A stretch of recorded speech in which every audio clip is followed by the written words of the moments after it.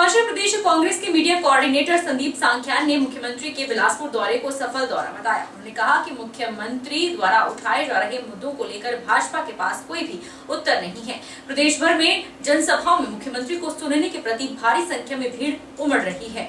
हिमाचल प्रदेश कांग्रेस के media coordinator Sandeep सांख्यान ने कहा कि भाजपा के शीर्ष नेतृत्व और भाजपा प्रत्याशी अनुराग ठाकुर के पास बढ़ती हुई महंगाई, किसानों के मुद्दे को लेकर बेरोजगारी, भ्रष्टाचार, इसके अलावा ओपीएस को बहाल करने और महिलाओं के उत्थान के लिए आरंभ की गई मेरी प्यारी बहना योजना के प्रति कहने के लायक कुछ भी नहीं बचा है। मुख्यमंत्री सुखविंदर सिंह सुक्खू ने मात्र 15 माह के कार्यकाल में हर वर्ग का विशेष ध्यान रखा, युवाओं के लिए स्टार्टअप योजना आरंभ की, महिलाओं के उत्थान के लिए प्यारी बहना योजना आरंभ की, ओपीएस को बहाल कर एक नया इतिहास बनाया। उन्होंने कहा कि बागी विधायकों की खरीद फरोख्त के प्रकरण की सच्ची कहानी मुख्यमंत्री सुक्खू के द्वारा प्रदेश की जनता को जगह जगह जाकर समझाना भाजपा को प्रतिदिन भारी पड़ता जा रहा है। 4 बड़ी बड़ी रैलियां यहां पे संबोधित की, एक बिलासपुर घुमारवी के बद्दा घाट में, भराड़ी में, और उसके बाद मेन मार्केट बिलासपुर में, और उसके बाद झंडूता के अंदर। मैं ये कहता हूं कि जो प्रश्न माननीय मुख्यमंत्री जी ने भारतीय जनता पार्टी के समक्ष खड़े किए हैं, आज भारतीय जनता पार्टी उन प्रश्नों का एक भी उत्तर देने के लिए सक्षम नहीं है। और जितने भी मुद्दों के ऊपर बात करें, जो युवाओं का मुद्दा है, महिलाओं का मुद्दा है, बेरोजगारी का मुद्दा है, किसानों का मुद्दा है, जिस विषय पे माननीय मुख्यमंत्री जी ने बात की, भारतीय जनता पार्टी के अंदर के पास आज उसका कोई भी जवाब नहीं है। तो माननीय मुख्यमंत्री जी ने बिलासपुर की सियासत को तो गरमाया है, लेकिन उन्होंने ये साफ संदेश दिया है कि जो खरीद फरोख्त हिमाचल प्रदेश के अंदर भारतीय जनता पार्टी के द्वारा की गई, और जो 4 बार के सांसद यहां पे रहे और केंद्रीय मंत्री भी हैं, तो उन्होंने आज तक इस संसदीय क्षेत्र की जनता को कोई भी जवाब नहीं दिया है। उन्होंने बताया कि हमने पिछले 14-15 माह में हमने महिलाओं को 1500 रुपए भी दिया, हमने युवाओं के लिए स्टार्टअप योजना के लिए 680 करोड़ रुपया भी दिया, उन्होंने सुखाश्रय योजना भी चलाई, जो अनाथ बच्चे हैं उनको स्टेट ऑफ द चिल्ड्रन का उनको नाम भी दिया, उनको संज्ञा भी दी। उन्होंने बताया कि हमने कर्मचारियों को ओपीएस भी दिया। उन्होंने बताया कि हमने आज हिमाचल प्रदेश के अंदर सिर्फ 14 से 15 महीने के सुशासन में हमने यहां पे जो योजनाएं लागू की ओपीएस की कर्मचारियों के लिए, तो वो जवाब आज ना हमारे केंद्रीय मंत्री के पास है, न भारतीय जनता पार्टी के शीर्ष नेतृत्व के पास है। पंडित सुखराम के पौत्र और भाजपा नेता आश्रय शर्मा ने कहा कि एक वो दौर था जब पंडित सुखराम के खिलाफ अभद्र टिप्पणियां भी की गई, भरे मंच में उन्हें आया राम गया राम बोला गया। लेकिन आज चुनाव के दौर में कांग्रेस प्रत्याशी विक्रमादित्य सिंह को पंडित सुखराम की याद आई है। इतना ही नहीं, उन्होंने कहा कि कंगना को बड़ी बहन बताकर उनके खिलाफ अभद्र भाषा का इस्तेमाल करना उनकी रजवाड़ा सोच को दर्शाता है। पंडित सुखराम के पौत्र और भाजपा नेता आश्रय शर्मा ने कांग्रेस प्रत्याशी विक्रमादित्य सिंह का दिल की गहराइयों से धन्यवाद किया है। उन्होंने विक्रमादित्य को कहा कि देर आए दुरुस्त आए। चुनाव के दौरान पंडित सुखराम की याद उन्हें आ रही है। एक वो दौर भी था कि पंडित सुखराम का मान सम्मान नहीं हुआ करता था, उनके खिलाफ अभद्र टिप्पणियां की गई, भरे मंच में उन्हें आया राम गया राम बोला गया। यहाँ तक कि राहुल गांधी के कार्यक्रम में वीरभद्र सिंह ने शर्त रखी कि सुखराम आएंगे तो वह नहीं आएंगे। आश्रय शर्मा ने कहा कि प्रदेश भर में विकास के चलते पंडित सुखराम के समर्थक हैं, उनका एक नाम है। चीज उन्होंने कही, एक वो कहावत है, देर आए दुरुस्त आए। तो उनको, कांग्रेस पार्टी के प्रत्याशी को पंडित सुखराम जी की याद आई, इसके लिए मैं उनके दिल की गहराइयों से धन्यवाद करता हूँ। साथ ही साथ क्योंकि मैं पुरानी बातों में जाना नहीं चाह रहा था, परंतु चुनाव के दौरान अक्सर ये देखने को प्राप्त हुआ है कि पंडित सुखराम जी को लोग याद तो करते हैं, परंतु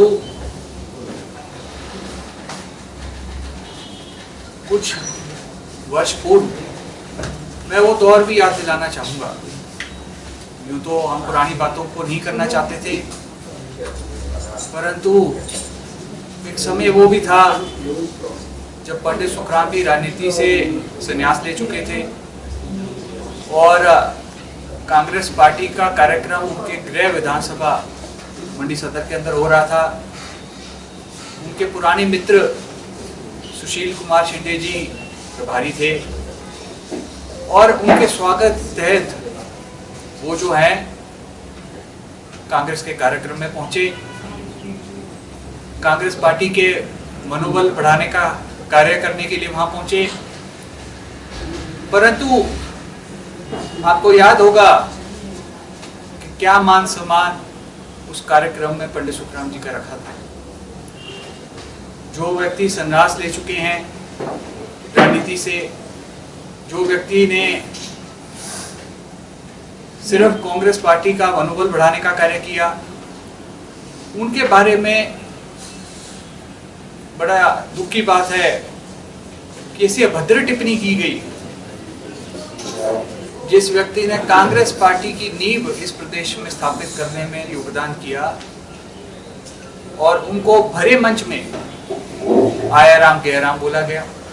पूर्व मुख्यमंत्री वीरभद्र सिंह की नेतृत्व वाली सरकार में मंडी के आईआईटी का निर्माण हुआ वाले बयान पर आश्रय शर्मा ने कहा कि ये सच्चाई है कि वीरभद्र सिंह का योगदान आईआईटी मंडी के लिए रहा, लेकिन संस्थानों को बंद करने का योगदान भी मौजूदा कांग्रेस सरकार को जाता है। जब पूर्व की भाजपा सरकार ने क्लस्टर विश्वविद्यालय खोलने के बारे में सोचा और कार्य भी किया, लेकिन मंडी कॉलेज भवन का काम कांग्रेस सरकार के कार्यकाल में ठप पड़ा हुआ है। कांग्रेस सरकार एक कील तक नहीं लगवा पाई। आज जब उन्होंने एक बात कही, कल देख रहा था, तो उन्होंने कहा कि उनके पिता के माध्यम से आईआईटी मंडी का निर्माण हुआ। ये ठीक बात है कि आईआईटी मंडी जो है कांग्रेस के दौर पे मंडी पे आई, परंतु ये पूरी सच्चाई तो है कि उनका योगदान आईआईटी मंडी के लिए है, परंतु इसमें एक और पहलू भी ये है कि जब आदरणीय जयराम ठाकुर जी की सरकार राज्य के अंदर ही, और वो चाहते थे कि क्लस्टर यूनिवर्सिटी जो है मंडी के अंदर खुले और जो हमारे बच्चे हैं उनको घर के पास शिक्षा मिलने का सौभाग्य मिले, तो कांग्रेस पार्टी की सरकार ने वो फंड डाइवर्ट किए। और आज आप देखेंगे कि हमारी जो यूनिवर्सिटी मंडी के अंदर है उसमें एक बिल्डिंग का कार्य जो है जोरों शोरों से उसका निर्माण चला हुआ था जयराम ठाकुर जी की सरकार के अंतर्गत, परंतु जब कांग्रेस पार्टी की सरकार आई तो वो काम ठप पड़ गया।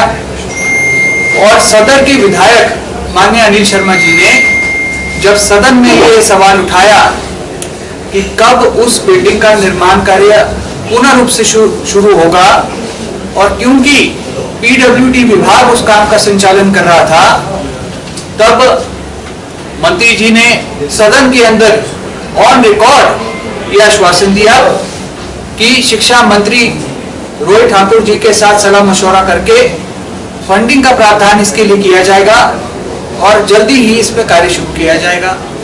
आश्रय शर्मा ने कहा कि आचार संहिता के बाद युद्ध स्तर पर बैली ब्रिज का कार्य शुरू होगा। यह बात विक्रमादित्य सिंह कह रहे हैं। आपने आपदा के दौरान 3 महीने के अंदर वैली ब्रिज बनाने की बात कही थी। अब आचार संहिता खत्म होने के बाद कार्य को करने की बात कह रहे हैं, जो मात्र एक जुमला है। आज मैं आपके समक्ष ये बात रखना चाहूंगा क्योंकि उन्होंने कहा कि आचार संहिता के समाप्त होने के उपरांत बैली ब्रिज का जो कार्य है वो सुचारू रूप से शुरू हो जाएगा। तो मैं ये बात कहना चाहता हूं कि जब आपदा आई तब आपने ही लोगों को आश्वासन दिया था कि युद्ध स्तर पे वो कार्य होगा और 3 महीने के अंदर बैली ब्रिज जो है रिस्टोर होंगे। आज आप कह रहे हैं कि आचार संहिता समाप्त होगी तब वो कार्य जो है अंजाम तक पहुंचेंगे। तो मैं समझता हूं कि मात्र मंडी के लोगों को बुझाने का प्रयास किया जा रहा है। भाजपा नेता ने कहा कि कुछ सनातन धर्म के ठेकेदार बन रहे हैं। मंडी के लोग शिक्षित हैं, इन्हें पहनावे से कोई लेना देना नहीं, बल्कि संसद में किस तरह कौन मामला उठाएगा यह देखते हैं। कंगना को बड़ी बहन बताकर उनके खिलाफ अभद्र भाषा का इस्तेमाल किया जा रहा है। यह उनकी रजवाड़ा सोच को दर्शाता है। एक स्त्री के बारे में अभद्र भाषा का प्रयोग शर्मनाक है। उन्होंने कहा कि पद्मश्री हासिल करने वाली महिला को लेकर टिप्पणियां करना दुर्भाग्यपूर्ण है। राज परिवार का मुखौटा जनता के सामने आ गया है। मंडी के लोग मंडी की बेटी के साथ चलना चाह रहे हैं, लेकिन अब कांग्रेसी लोगों को गुमराह कर रही है। उन्होंने 2-3 दिन पहले एक बात कही जिसमें उन्होंने कहा कि कंगना जी जो है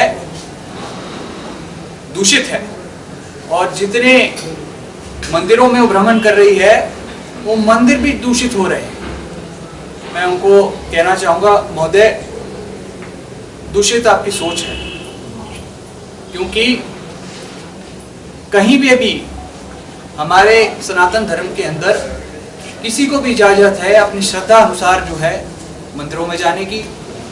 और आज जो सनातन धर्म के ठेकेदार बने फिर रहे हैं, मैं ये कहना चाहूंगा कि इस तरीके का व्यवहार आज आप मुद्दों से भटक कर, मुद्दों से ये बात तो कोई नहीं कर रहा, क्या उनकी सोच है, कहाँ से वो फंडिंग लाएंगे, क्या रोजगार यहाँ पे देंगे, क्या योजना केंद्र से लाएंगे, इन मुद्दों से बाहर छोड़कर अब इस पे जो है राजनीति केंद्र हो चुकी है।